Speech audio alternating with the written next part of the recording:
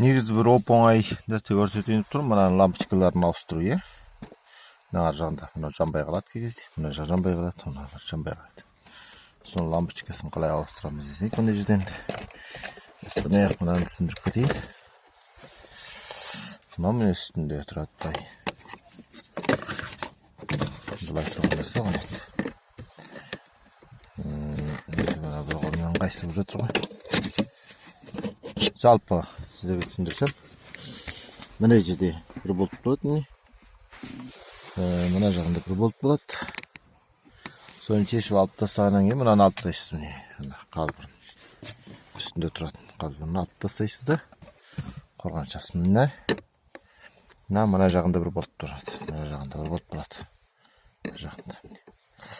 Оны шешіп алып тастайсыз. Содан кейін бұның астында разъем бар.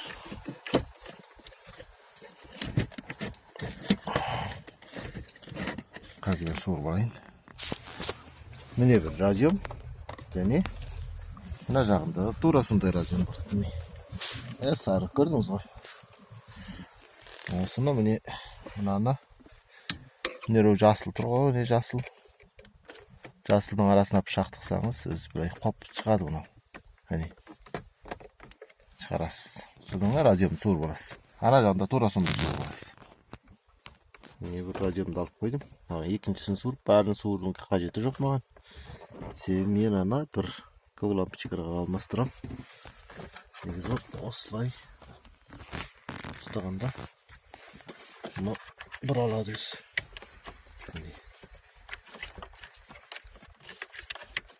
Алынады міне. Мынандай лампочка. Сәт уақыт қойғаным бар кешегінен. Орнына мен мына лампочканы саламын. Солай сала-сала оп-оңай міне. Қарсайса бұлай саласыз.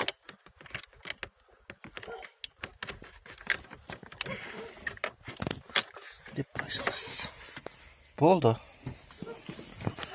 Соның бәрін орнына салып қоясыз. Оп-оңай.